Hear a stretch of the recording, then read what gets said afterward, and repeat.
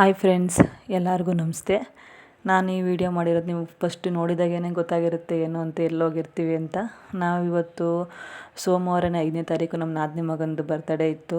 ಅವನ ಬರ್ತಡೇನ ನಾವು ಜನಸ್ನೇಹಿ ಯೋಗೇಶ್ ಆಶ್ರಮದಲ್ಲಿ ಸೆಲೆಬ್ರೇಟ್ ಮಾಡಬೇಕು ಅಂತ ಅಂದ್ಕೊಂಡಿದ್ವಿ. ಒಂದು 15 ಡೇಸ್ ಹಿಂದೆಯೇ ನಾವು ಅಲ್ಲಿ ಸೆಲೆಬ್ರೇಟ್ ಮಾಡಬೇಕಂದ್ರೆ ಮೊದಲೇ ನಾವು ಅಲ್ಲಿ ಅವರಿಗೆ ಫೋನ್ ಮಾಡಿ ಇನ್ಫಾರ್ಮ್ ಮಾಡಿ ಹೇಳಿರಬೇಕು.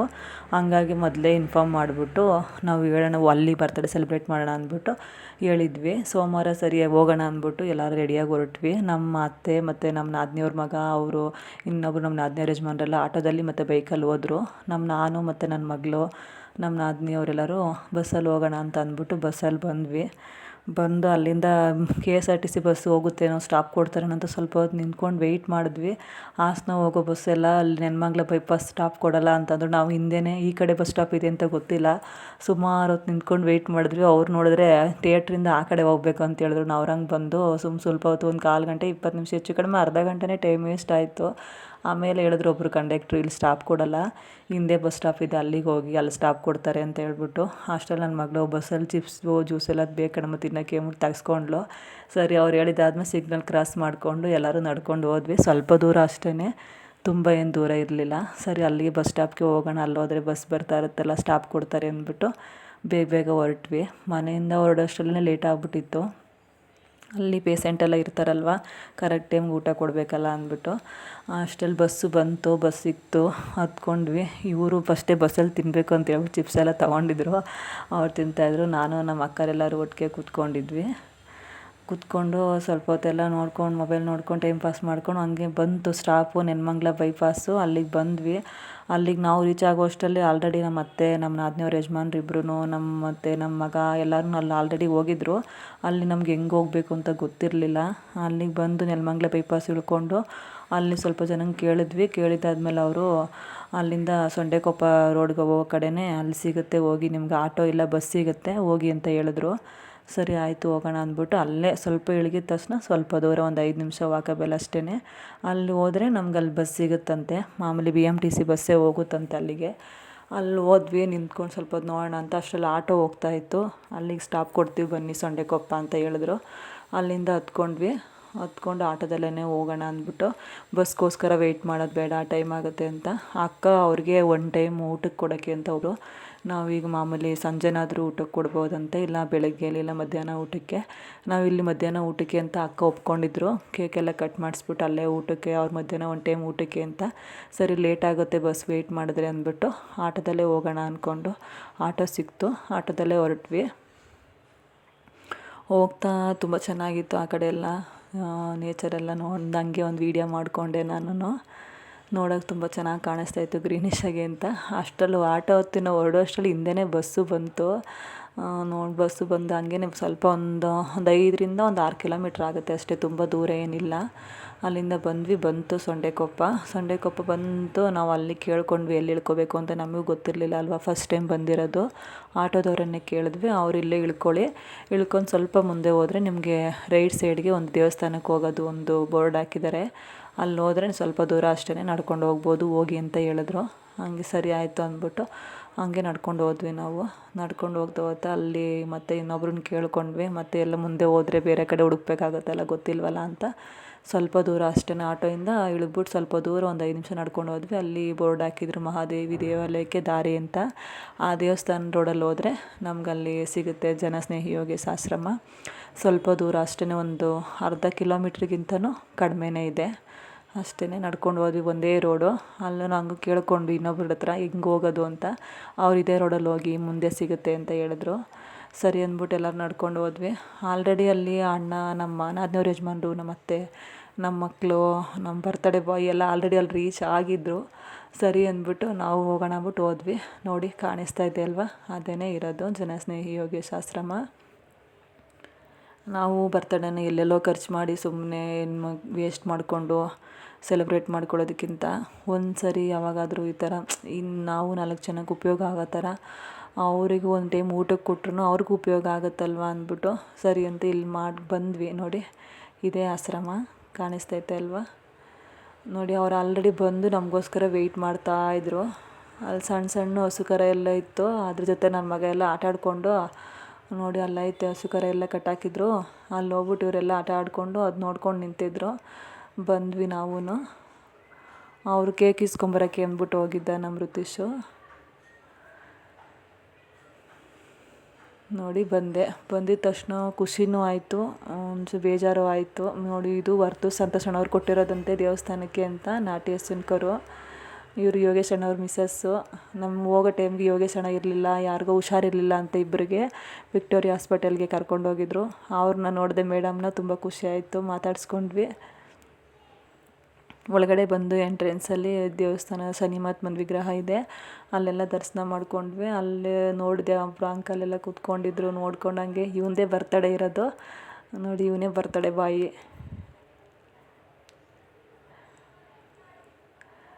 ಹಾಗೆ ಸ್ವಲ್ಪ ಹೊತ್ತೆಲ್ಲ ನೋಡಿಕೊಂಡು ಅವತ್ತು ಅವ್ರಿಗೆ ಎಲ್ಲರಿಗೂ ಎಲ್ತ್ ಚೆಕಪ್ ಇತ್ತಂತೆ. ಅಂದರೆ ಶುಗರು BP ಚೆಕಪ್ ಮಾಡಿಸ್ತಾಯಿದ್ರು. ಅವ್ರು ಊಟ ಆದಮೇಲೆ ಮತ್ತೆ ಇನ್ನೊಂದು ಸರಿ ಚೆಸ್ಟ್ ಮಾಡ್ಸೋಕೆ ಸರಿ ಆಗುತ್ತೆ ಅಂತ.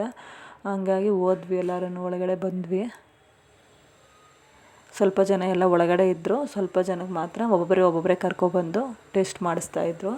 ಆಮೇಲೆ ಎಲ್ಲರನ್ನೂ ಊಟಕ್ಕೆ ಟೈಮ್ ಆಗುತ್ತೆ ಅಂದ್ಬಿಟ್ಟು ಕರ್ಕೊಂಡು ಬಂದು ಎಲ್ಲರನ್ನೂ ಒಬ್ಬೊಬ್ಬರನ್ನ ಕೂರಿಸ್ಕೊಂಡು ಚೆಕಪ್ ಮಾಡಿಸ್ತಾಯಿದ್ರು. ನಾನು ಸ್ವಲ್ಪ ಜನದ ಹತ್ರ ಮಾತಾಡಿಸ್ದೆ, ಏನಕ್ಕಮ್ಮ ನೀವು ಇಲ್ಲಿದ್ದೀರಾ, ಏನು ಪ್ರಾಬ್ಲಮ್ಮು ಏನು ಅಂತ.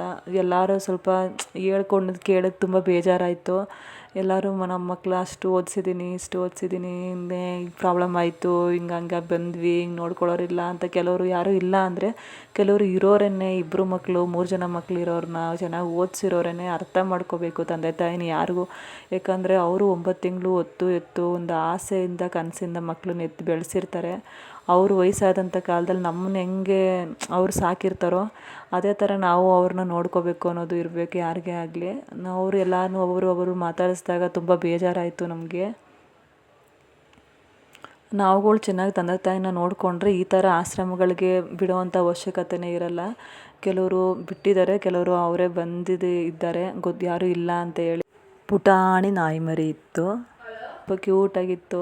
ಅದನ್ನು ಸ್ವಲ್ಪ ಹೊತ್ತು ನೋಡಿದೆ, ಅಲ್ಲಿ ಒಳಗಡೆ ಹೋದ್ನಲ್ವ, ಎಲ್ಲರನ್ನೂ ಮಾತಾಡ್ಸೋಣ ಅಂತ. ಹಾಗೆ ಅಲ್ಲಿತ್ತು, ಯಾರೋ ಕೊಟ್ಟಿದ್ದಾರಂತೆ, ಅವರು ಆಶ್ರಮಕ್ಕೆ ಕೊಟ್ಟಿರೋದಂತೆ. ಚೆನ್ನಾಗಿತ್ತು, ಕ್ಯೂಟಾಗಿ ಸ್ವಲ್ಪ ಹೊತ್ತು ಆಟ ಆಡಿಸಿದ್ವಿ. ಅದು ನಾನು ವೀಡಿಯೋ ಮಾಡ್ತಾಯಿದ್ದೀನಿ ಅಂತ ಅದು ನನ್ನ ಕಡೆನೇ ನೋಡ್ತಾ ಇತ್ತು. ಅಷ್ಟರಲ್ಲಿ ನನ್ನ ಮಗನೂ ಅಲ್ಲಿಗೆ ಬಂದ. ಅವನಿಗೆ ಮೊದಲೇ ನಾಯಿ ಮರಿ ಅಂದರೆ ತುಂಬ ಇಷ್ಟ. ಅವನು ಸ್ವಲ್ಪ ಹೊತ್ತು ಆಟ ಆಡಿಸ್ತೀನಿ ಅಂತಂದ. ಅವರು ಅದಕ್ಕೆ ಚಿಕ್ಕದಲ್ವ ಇನ್ನೂ ಗೊತ್ತಾಗಲ್ಲ, ಕಚ್ಚಿಬಿಟ್ರೆ ಅಂದ್ಬಿಟ್ಟು ಅವರೇ ಹಿಡ್ಕೊಂಡಿದ್ರು. ಅವನು ಹಂಗೆ ಸ್ವಲ್ಪ ಹೊತ್ತು ಆಟ ಆಡಿಸ್ತಾ ಅದನ್ನ. ಅದೇನು ಮಾಡಿಲ್ಲ ಪಾಪ, ಸುಮ್ಮನೆ ನೋಡ್ತಾ ಇತ್ತು ಅಷ್ಟೇ. ಅವನಿಗೆ ತುಂಬ ಇಷ್ಟ ನಾಯಿ ಮರಿ ಅಂದರೆ. ಅದಕ್ಕೆ ಹಂಗೆ ಸ್ವಲ್ಪ ಹೊತ್ತು ಅದನ್ನು ಮುದ್ದು ಮಾಡ್ಕೊಂಡು ಆಟ ಆಡಿಸ್ತಾ. ಹಿಡ್ಕೊತೀನಿ ಅಂತಂದ. ಅವರು ಅಂಕಲ್ ಬೇಡ, ಹೊಸಬ್ರಲ್ವ, ಚಿಕ್ಕದು ಇನ್ನೂ ಗೊತ್ತಾಗಲ್ಲ, ಕಚ್ಚಿಬಿಟ್ರೆ ಅಂದ್ಬಿಟ್ಟು ಕೊಟ್ಟಿಲ್ಲ. ಅವರೇ ಹಿಡ್ಕೊಂಡಿದ್ರು. ಅವನು ಹಂಗೆ ಮುದ್ದು ಮಾಡ್ತಾಯಿದ್ದ, ಅದನ್ನ ಆಟ ಆಡಿಸ್ತಾ ಇದ್ದ. ತುಂಬ ಜನ ಇದ್ದಾರೆ ಪಾಪ. ಎಲ್ಲ ವ್ಯವಸ್ಥೆನೂ ಚೆನ್ನಾಗಿ ನೋಡ್ಕೊಂಡಿದ್ದಾರೆ ಯೋಗೇಶ್ ಅಣ್ಣ ಅವರು. ಎಲ್ಲರಿಗೂ ಸಪ್ರೇಟ್ ಬೆಡ್ ಇದೆ, ಬೆಡ್ಶೀಟು ಎಲ್ಲ, ವಾಶ್ರೂಮ್ ವ್ಯವಸ್ಥೆ, ಏನು ಪ್ರತಿಯೊಂದೂ ಎಲ್ಲ ವ್ಯವಸ್ಥೆನೂ ಅವ್ರ ತಂದೆ ತಾಯಿ ಥರನೇ ಇಷ್ಟು ಜನನ ನೋಡ್ಕೊತಾ ಇದ್ದಾರೆ. ಅವ್ರಿಗೆ ದೇವರ ಆಯುಷ್ಯ ಆರೋಗ್ಯ ಐಶ್ವರ್ಯ, ಅವ್ರಿಗೆ ಅವ್ರ ಹೆಂಡ್ತಿಗೆ ಮಕ್ಕಳಿಗೆಲ್ಲ ಚೆನ್ನಾಗಿ ಕೊಡಬೇಕು, ಅವ್ರಿಗೆ ಒಳ್ಳೆಯದಾಗಬೇಕು. ನೋಡಿ ಅಪ್ಪ ಅಮ್ಮನ ಎಲ್ಲರನ್ನೂ ಅವ್ರ ಸ್ವಂತ ತಂದೆ ತಾಯಿ ಥರನೇ ನೋಡಿಕೊಂಡು ತುಂಬ ಚೆನ್ನಾಗಿ ಕೇರಾಗಿ ನೋಡ್ಕೊಂಡಿದ್ದಾರೆ. ಎಲ್ಲ ಒಂದು ರೌಂಡ್ ಸುತ್ತಾಡ್ಕೊಂಡು ಬಂದ್ವಿ. ಒಳಗಡೆ ಎಲ್ಲ ಹೋಗಿ ನೋಡಿಕೊಂಡು ಎಲ್ಲರನ್ನೂ ಮಾತಾಡಿಸ್ಕೊಂಡು ಇಲ್ಲಿ ಬಂದು ದೇವ್ರ ದರ್ಶನ ಮಾಡಿಕೊಂಡೆ. ಶನಿ ಮಹಾತ್ಮ ಇದು. ನಮ್ಮ ನಾದಿನಿ ಮಗಳೂ ಮಾತಾಡಿಸ್ತಾ ಇದ್ಲು ಸ್ವಲ್ಪ ಜನ ಎಲ್ಲರನ್ನೂ, ಯಾಕಮ್ಮ ಇಲ್ಲಿದ್ದೀರಾ, ಏನು ಪ್ರಾಬ್ಲಮ್ ಏನು ಅಂತ. ಒಬ್ಬೊಬ್ರದ್ದು ಒಂದೊಂದು ಥರ ಸ್ಟೋರಿ ಕೇಳೋಕ್ಕೆ ತುಂಬ ಬೇಜಾರಾಯಿತು. ಯಾಕಪ್ಪ ಈಗ ನಾವು ಎಷ್ಟು ಕಷ್ಟಪಟ್ಟು ಮಕ್ಕಳನ್ನ ಸಾಕ್ತೀವಿ, ಆ ವಯಸ್ಸಾದ್ಮೇಲೆ ಅದೇ ಥರ ಅವ್ರು ನೋಡ್ಕೋಬೇಕಲ್ವ, ಈ ಥರ ಯಾಕಾದರೂ ಮಾಡ್ತಾರೋ ಅಂತ ಅನ್ನಿಸ್ತು. ಒಂದು ಕಡೆ ಖುಷಿ ಆಯಿತು, ಇಲ್ಲಿ ಬಂದ್ವಲ್ಲ, ತುಂಬ ದಿನದಿಂದ ಹೋಗ್ಬೇಕಿತ್ತು ಅಂದ್ಕೊಂಡು. ಆದರೆ ಇಲ್ಲಿ ಬಂದು ಎಲ್ಲರನ್ನೂ ಮಾತಾಡಿಸ್ದಾಗ ತುಂಬ ಬೇಜಾರಾಯಿತು. ನನ್ನ ಮಗಳೂ ಎಲ್ಲರನ್ನೂ ಮಾತಾಡಿಸ್ತಾ ಇದ್ಲು, ಯಾಕೆ ಅಜ್ಜಿ ಇಲ್ಲಿದ್ದೀರಾ ನೀವು, ಯಾವ ಊರು ಏನು ಅಂತ. ತುಂಬ ಜನದ ಹತ್ರ ಎಲ್ಲರನ್ನೂ ಮಾತಾಡಿಕೊಂಡು. ಅವರಪ್ಪ ಬಂದಿರಲಿಲ್ಲ, ಅವ್ರು ಇಸ್ಕಾನಲ್ಲಿ ಕೆಲಸ ಮಾಡೋದ್ರಿಂದ ಅವ್ರು ರಜೆ ಕೊಟ್ಟಿರಲಿಲ್ಲ. ಹಂಗಾಗಿ ಅಪ್ಪಂಗೆ ಹೋಗಿ ಎಲ್ಲನೂ ಹೇಳ್ತೀನಿ ಅಂದ್ಕೊಂಡು ಎಲ್ಲರನ್ನೂ ಮಾತಾಡಿಸ್ಕೊಂಡು ಕೇಳ್ತಾಯಿದ್ಲು. ಎಲ್ಲರಿಗೂ ಶುಗರು ಮತ್ತು BP ಟೆಸ್ಟ್ ಮಾಡಬೇಕಿತ್ತಂತೆ. ಎಲ್ಲರಿಗೂ ಟೆಸ್ಟ್ ಮಾಡ್ತಾಯಿದ್ರು ಒಬ್ಬರಾದ್ಮೇಲೆ ಒಬ್ಬರಿಗೆ. ಅವರು ಟೆಸ್ಟೆಲ್ಲ ಮಾಡಿದ್ದಾದಮೇಲೆ ಆಮೇಲೆ ಕೇಕ್ ಕಟ್ ಮಾಡಿಸೋಣ ಅಂತ ಹೇಳಿದ್ರು. ಲೇಟ್ ಆಗಿಬಿಡುತ್ತೆ ಊಟಕ್ಕೆ ಅಂದ್ಬಿಟ್ಟು. ಅಷ್ಟರಲ್ಲಿ ದೇವ್ರ ಪೂಜೆ ಮಾಡಿಸ್ಕೊಂಬಿಡೋಣ ಅಂದ್ಬಿಟ್ಟು ದೇವ್ರಿಗೆ ಹಾರ ತಗೊಬಂದಿದ್ರು ಅಕ್ಕ. ಅಲ್ಲಿ ಹಾಕ್ಬಿಟ್ಟು ಇಲ್ಲಿ ಬಂದು ಪೂಜೆ ಮಾಡಿಸ್ಕೊತಾ ಇದ್ವಿ. ಪೂಜೆ ಮಾಡಿಸ್ಬಿಟ್ಟು ಆರತಿ ತಗೊಳ್ಳೋಣ ಅಂತ ಎಲ್ಲರೂ ಬಂದ್ವಿ.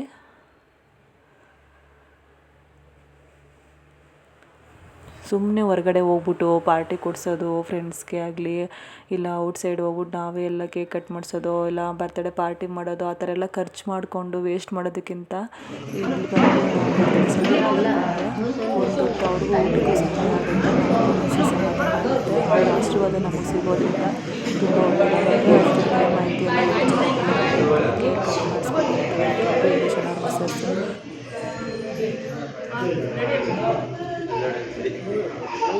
ಎಲ್ರಿಗೂ ನಮಸ್ಕಾರ.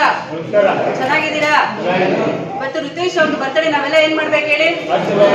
ಕೈ ಮುಂದೆ ಹಚ್ಚಿ ಅವ್ರಿಗೂ ಅವ್ರ ಕುಟುಂಬಕ್ಕೂ ಭಗವಂತ ಆಯುಷ ಆರೋಗ್ಯ ಕೊಡಿ, ಸುಖ ಶಾಂತಿ ಕೊಡ್ಲಿ ಅಂತ. ಹಾಗೆ ನಮ್ಮ ಚಲಸ್ನೇಹ ಸಭೆಗೆ ಒಂದು ದಿನ ಪ್ರಸಾದ ವ್ಯವಸ್ಥೆ ಮಾಡ್ಕೊಟ್ಟಿದ್ದಾರೆ. ಹುಟ್ಟುಹಬ್ಬದ ಹಾರ್ದಿಕ ಶುಭಾಶಯಗಳು ಸರ್. ಹುಟ್ಟುಹಬ್ಬದ ಹಾರ್ದಿಕ ಶುಭಾಶಯಗಳು.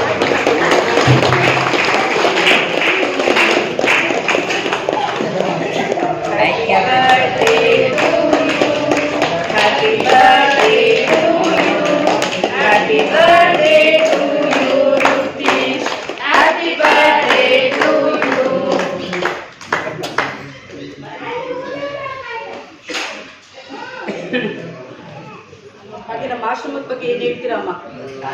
ನಿಮ್ಮ ಆಶ್ರಮದ ಬಗ್ಗೆ ಹೇಗಿದೆ ಆಶ್ರಮ?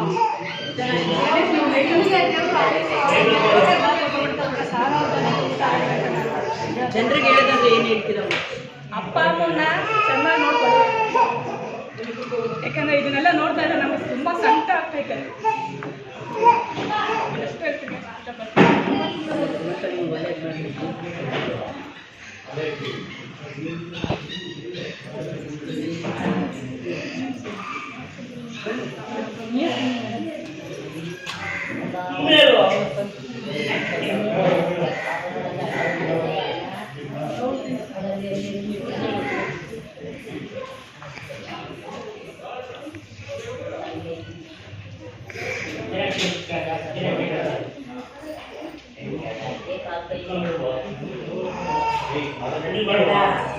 Thank you. ಎಲ್ಲರೂ ಊಟ ಮಾಡ್ಬೇಕಾದ್ರೆ ರುಚೀಸ್ಗೆ ಒಳ್ಳೇದಾಗಿ ಅಂತ ಮನ್ಸಲ್ಲಿ ಒಂದು ನೆನೆಸ್ಕೊಡಿ ಅಷ್ಟೇ, ಏನು ಕೇಳೋದು. ಓಕೆನಾ? Thank you. ಕೇಕ್ ಎಲ್ಲ ಕಟ್ ಮಾಡಿಸಿದ್ದಾದಮೇಲೆ ಅವರಿಗೆ ಊಟಕ್ಕೆ ಟೈಮ್ ಆಗುತ್ತಲ್ವ, ಸರಿ ಊಟಕ್ಕೆ ಕೂರಿಸ್ಬಿಡೋಣ ಎಲ್ಲರನ್ನೂ ಅಂತ ಹೇಳಿದ್ರು. ನೀವೇ ಊಟಕ್ಕೆ ಎಲ್ಲರಿಗೂ ಬಡಿಸಿ ಅಂತ ಹೇಳಿದ್ರು. ಸರಿ ಅಂತ ಅಂದ್ಬಿಟ್ಟು ನಮಗೂ ಖುಷಿ ಆಯಿತು. ಒಂದು ಟೈಮ್ ಎಲ್ಲರಿಗೂ ಅಪ್ಪ ಅಮ್ಮ ಎಲ್ಲರಿಗೂ ಊಟ ಬಡಿಸ್ತಿದ್ದೀವಲ್ಲ ಅವರಿಗೆ ಅಂತ. ಸರಿ ಅಂದ್ಬಿಟ್ಟು ನನ್ನ ಮಗಳೆಲ್ಲ ತಟ್ಟೆ ಎಲ್ಲ ಕೊಟ್ಕೊಂಡು ನಾವು ಎಲ್ಲ ತಟ್ಟೆ ಕೊಟ್ಬಿಟ್ಟು ಮುದ್ದೆ ಮತ್ತು ನುಗ್ಗೆಕಾಯಿ ಸಾಂಬಾರು, ಬೆಂಡೆಕಾಯಿ ಪಲ್ಯ, ಅನ್ನ ಎಲ್ಲ ಮಾಡಿಸಿದ್ರು. ಔಟ್ಸೈಡಿಂದ ಊಟ ಕೊಟ್ಟರೆ ಇಲ್ಲಿ ತುಂಬ ಜನ ಪೇಷೆಂಟ್ಸ್ ಇರ್ತಾರಲ್ವ, ಅವರಿಗೆಲ್ಲ ಆ ಊಟ ಅಡ್ಜಸ್ಟ್ ಆಗೋಲ್ಲ ಅಂತ ಹೇಳ್ಬಿಟ್ಟು ನಾವು ಅಮೌಂಟ್ನ ಅವ್ರಿಗೆ ಪೇ ಮಾಡಿದ್ರೆ ಅವರು ಅವರಿಗೆ ಹೆಂಗೆ ಟೇಸ್ಟಿಗೆ ತಕ್ಕಂತೆ ಊಟ ಕೊಡಬೇಕು, ಡೈಲಿ ಊಟ ಕೊಡ್ತಾರೆ ಆ ಥರ ಅಡುಗೆನ ಪ್ರಿಪೇರ್ ಮಾಡಿಸ್ತಾರೆ. ಅವರು ಔಟ್ಸೈಡಿಂದ ಎಲ್ಲ ಊಟ ಇಸ್ಕೊಳ್ಳಲ್ಲ. ನಾವು ಅಲ್ಲಿಗೆ ಅವ್ರಿಗೆ ಅಮೌಂಟ್ ಇಷ್ಟು ಅಂತ ಒಂದು ಟೈಮ್ ಊಟಕ್ಕೆ ಏನು ವ್ಯವಸ್ಥೆ ಇರುತ್ತೆ ಅಮೌಂಟ್ ಕೊಡ್ಬೋದು. ಇಲ್ಲ ದಿನಸಿ ಆದರೂ ಕೊಡಿಸಿದ್ರೆ ಅವರು ಒಂದು ಹೊತ್ತು ಊಟಕ್ಕೆ ವ್ಯವಸ್ಥೆ ಮಾಡ್ಕೋತಾರೆ ಪಾಪ. ಸರಿ ಅಂತ ಹೇಳ್ಬಿಟ್ಟು ನಾವು ಅಮೌಂಟೇ ಪೇ ಮಾಡಿದ್ವಿ. ನಾವು ಒಂದು ಟೈಮ್ ಊಟಕ್ಕೆ ಅಂತ ಒಪ್ಕೊಂಡಿದ್ವಲ್ವ, ಸರಿ ಅಂದ್ಬಿಟ್ಟು ಅಕ್ಕನ ಅಮೌಂಟ್ ಪೇ ಮಾಡಿದರು. ನಾವು ಇವ್ರಿಗೆಲ್ಲರಿಗೂ ನಮ್ಮ ಕೈಯಾರ ಊಟ ಬಡಿಸಿದ್ವಲ್ಲ, ನಮ್ಗೆ ಆ ಅದೃಷ್ಟ ಸಿಗ್ತಲ್ಲ ಅಂತ ತುಂಬ ಖುಷಿ ಆಯಿತು. ಖುಷಿಯಿಂದನೇ ಎಲ್ಲರಿಗೂ ಊಟ ಬಡಿಸಿದ್ವಿ ನಾವು. ಅವ್ರಿಗೆ ಊಟ ಎಲ್ಲ ಬಡಿಸಿದ್ದು ಮಕ್ಕಳು, ನಾನು, ನಮ್ಮ ನಾದಿನಿಯವ್ರ ಯಜಮಾನ್ರು, ನಮ್ಮ ನಾದಿನಿಯವ್ರ ಮಕ್ಕಳು ಎಲ್ಲರೂ ಸೇರಿಕೊಂಡು ಊಟ ಮುದ್ದೆ ಸಾಂಬಾರು ಪಲ್ಯ ಎಲ್ಲ ಬಡಿಸಿದ್ವಿ. ಜೊತೆಗೆ ಅವರೂ ಅಲ್ಲಿರೋರು ಊಟ ಬಡಿಸ್ತಾಯಿದ್ರು. ಎಲ್ಲರೂ ತುಂಬ ಜಾಸ್ತಿ ಜನ ಇದ್ದಾರಲ್ವ, ಅವರು ಒಂದು ಲೈನ್ ಹಾಕ್ಕೊಂಡು ಬಂದರು, ನಾವು ಒಂದೊಂದು ಲೈನು ಊಟಕ್ಕೆ ಬಡಿಸ್ಕೊಂಡು ಬಂದ್ವಿ. ಎಲ್ಲೆಲ್ಲೋ ಖರ್ಚು ಮಾಡೋದಕ್ಕಿಂತ ಈ ಥರ ಜಾಗಕ್ಕೆ ಹೋಗಿ ಒಂದು ಟೈಮ್ ಅವ್ರಿಗೆ ನಾವು ಊಟಕ್ಕಾಗೋ ಥರ ವ್ಯವಸ್ಥೆ ಮಾಡಿದ್ರೆ ಅವರಿಂದ ಸಿಗೋ ಆಶೀರ್ವಾದನೇ ಆಗಲಿ, ಅವ್ರ ಮನಸ್ಸಿಂದ ಹರಿಸ್ತಾರೆ ಹೊಟ್ಟೆ ತುಂಬ ಊಟ ಮಾಡಿ. ಆ ಥರ ಆಶೀರ್ವಾದ ದೇವರಿಂದನೇ ನಮಗೆ ಸಿಕ್ದಂಗೆ ಇರುತ್ತೆ.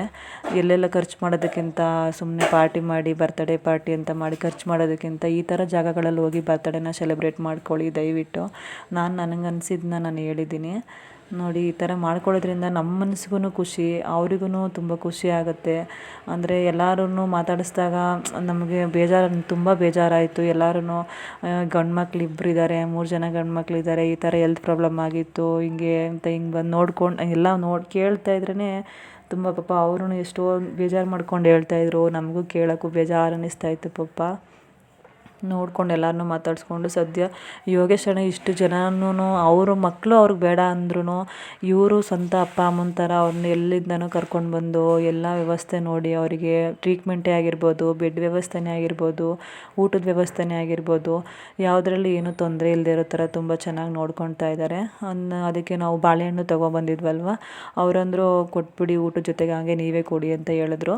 ಅವರು ಊಟ ಮಾಡ್ತಿದ್ದಾಗೇ ಹುಡುಗರೆಲ್ಲ ಸರಿ ಅಂತ ಹೇಳಿದ್ಬಿಟ್ಟು ಎಲ್ಲರೂ ಬಾಳೆಹಣ್ಣು ಕೊಟ್ಕೊಂಡು ಬಂದರು. ಎಲ್ಲರಿಗೂ ಅವರೆಲ್ಲರಿಗೂ ಬಾಳೆಹಣ್ಣು ಕೊಟ್ಕೊಂಡು ನನ್ನ ಮಗಳೂ ಆ ಕಡೆ ಎಲ್ಲರೂ ಕೊಟ್ಕೊಂಡು ಬರ್ತಾ ಇದ್ಲು. ಅವರೊಂದು ಲೈನು ಇವರೊಂದು ಲೈನ್ ಎಲ್ಲರೂ ಕೊಟ್ಕೊಂಡು ಬಂದರು. ಸ್ವಲ್ಪ ಜನ ಅಲ್ಲಿ ಒಳಗಡೆನೇ ಇದ್ದರು. ಅಷ್ಟರಲ್ಲಿ ಯಾರೋ ಇನ್ನೊಬ್ಬರು ಬಂದರು, ಏನೋ ಬಿಸ್ಕೆಟು ಮತ್ತು ಆಯಿಲು ಎಲ್ಲ ತೊಗೊಂಡು ಬಂದರು. ಸದ್ಯ ನಾವು ಈಗ ಒಂದೊತ್ತು ಊಟಕ್ಕೆ ನಾವು ಹೆಲ್ಪ್ ಮಾಡೋಕ್ಕಾಗಿಲ್ಲ ಅಂದ್ರೂ ನಮ್ಮ ಕೈಲಾದಷ್ಟು ರೇಷನ್ ಆದ್ರೂ ಅವ್ರಿಗೆ ಕೊಡಿಸಿದ್ರೆ ಅವ್ರಿಗೆ ತುಂಬ ಸಹಾಯ ಆಗುತ್ತೆ. ಇಲ್ಲಿ ಯಾರು ಬೇರೆ ರಾಜಕೀಯದಿಂದನೇ ಆಗಲಿ, ಬೇರೆ ಗೌರ್ಮೆಂಟಿಂದನೇ ಆಗಲಿ ಯಾವುದೇ ರೀತಿ ಡೊನೇಟ್ ಎಲ್ಲ ಇಲ್ಲ ಪಾಪ ಅವರಿಗೆ. ನಾವು ಏನಾದರೂ ನೋಡ್ತೀವಲ್ವ, ಗೊತ್ತಿರುತ್ತೆ. ನಮ್ಮ ಕೈಲಾದಷ್ಟು ನಾವು ಏನಾದರೂ ಒಂದು ಸಣ್ಣ ಪುಟ್ಟ ಹೆಲ್ಪ್ ಮಾಡ್ಕೊಂಡು ಹೋದರೆ ಅವ್ರಿಗೆ ಎಷ್ಟೋ ಸಹಾಯ ಆದಂಗೆ ಆಗುತ್ತೆ. ಎಲ್ಲರೂ ಊಟ ಮಾಡ್ತಾಯಿದ್ರು. ಊಟ ಮಾಡ್ತಿದ್ದಂಗೆ ಎಲ್ಲರೂ ಬಾಳೆಹಣ್ಣು ಎಲ್ಲರೂ ಕೊಟ್ಕೊಂಡು ಬಂದರು ಎಲ್ಲ ಲೈನ್ಗೂ. ಸ್ವಲ್ಪ ಜನ ಅಲ್ಲಿ ಒಳಗಡೆನೂ ಇದ್ದರು, ಅವರಿಗೂ ಕೊಡಬೇಕಿತ್ತು. ಸರಿ ಅಂದ್ಬಿಟ್ಟು ಒಳಗಡೆನೇ ಕರ್ಕೊಂಡು ಹೋದ್ವಿ. ಒಳಗಡೆ ತಗೊಂಡೋಗ್ಬಿಟ್ಟು ಅಲ್ಲಿ ಒಂದು 5-6 ಜನ ಇದ್ದರು ಅಷ್ಟೇ. ಮಿಕ್ಕಿದವರೆಲ್ಲ ಊಟ ಮಾಡ್ತಾಯಿದ್ರು. ಅವರಿಗೂ ಎಲ್ಲ ಕೊಟ್ಕೊಂಡು ಬರೋಣ ಅಂದ್ಬಿಟ್ಟು ಒಳಗಡೆ ಹೋಗಿ ಕೊಟ್ಕೊಂಡು ಬಂದ್ವಿ.